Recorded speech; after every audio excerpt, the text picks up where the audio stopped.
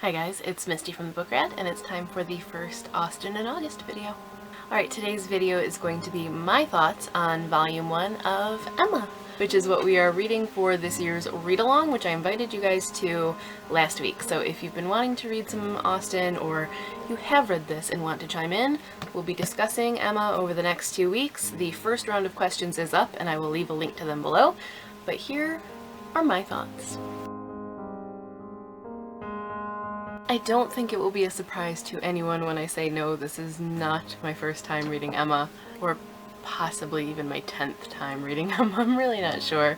Emma was actually the first Austen novel that I read, first one that I really had familiarity with. I mean, I had seen Sense and Sensibility, but when it came out, I was pretty young, so I didn't even know that it was Austen, you know, it was just another pretty costume movie and I liked it. But when the Gwyneth Paltrow version of Emma came out, I was a little bit older, a little more aware, and loved it. So it was the first thing that I really kind of associated with Austen, and was also the first book of hers that I read. And for a long time, pretty much all through my late teens, I would constantly be reading something by Austen.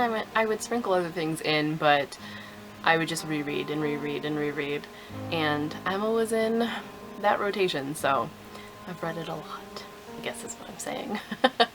Very familiar, not a noob. My first impressions, as I said, I was already familiar with the story, so I kind of had a handle on it. I think my first impressions were just kind of excitement and loving Emma as a character. I'm going to kind of touch on the third question a little bit here, which is about the reception of Emma as a character. I remember being really surprised when I was an adult and started doing Austen in August, finding out that Jane Austen thought that people weren't going to like Emma herself, the character, and that it was a character only she could love. And then finding out that there were people that agreed and really didn't like Emma. And now I can look back and I can kind of see why. She's a busybody, she meddles. But I have always loved Emma. And I've always said that, like, when they ask you which Austen character you are, I'm very much Elizabeth Bennet with a healthy dose of Emma. Absolutely. That's a strong personality, so that's maybe not, you know, one that's meant to get along with everyone, so I get it. But I love Emma. I really do adore Emma, both the character and the book. Now, that said, even though we're only kind of covering the first third, the first volume of the book, it does feel the longest and the slowest, I think, of her books, if you set aside that Mansfield Park feels long because it's torturous. Events that stand out to me, I mean, I have so many favorites, all of them. I really love Emma's misunderstanding, I guess I'll say, with Mr. Elton, and the proposal scene, just freaking hilarious. It cracks me up every time. I love how Emma treats Harriet, even though it's kind of officious and it's a little bit like, lady, worry about your own life. It's kind of adorable. I like how she takes her under her wing and how misguided that can sometimes be. And also pretty much anytime Knightley steps on the page, I like those incidents. Partly because of the way he interacts with Emma, but also because knowing how things are going to play out, you can read more into everything that he says and does, and I like that. Back to the busybodying thing. I do find it interesting that Emma's one that kind of gets away with it.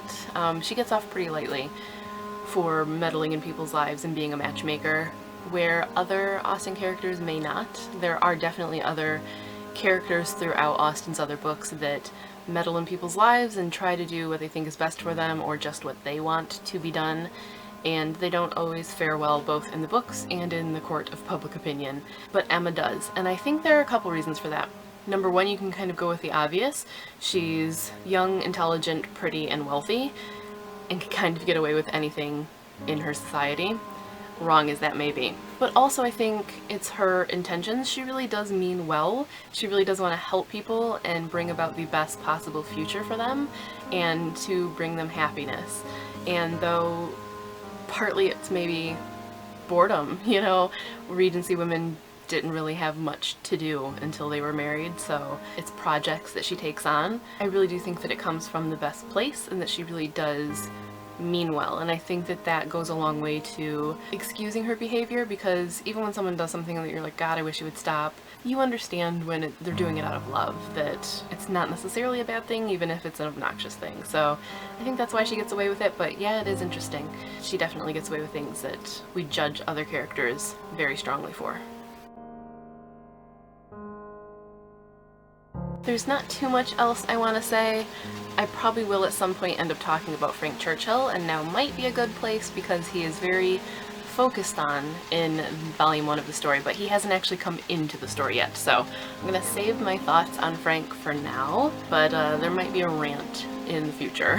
But I think that's all I want to say for volume 1. This is a book of my heart, and I love it, and I love Emma. And it just makes me smile when I read it, even the parts that are long, and even the things that I want to like skip to my favorite parts. Still, the whole journey just makes me smile.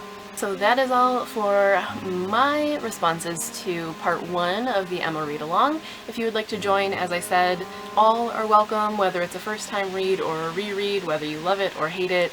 Please weigh in the comments, in your own blog or vlog posts, on Twitter with the hashtag AustenInAugust. However you want to chime in, I would love to hear your thoughts. The link to the first set of questions is below, and the second set for volume 2 will be up soon, so keep an eye out, and I will be back soon with more Austen and August videos, but until then, thanks for watching, and happy reading!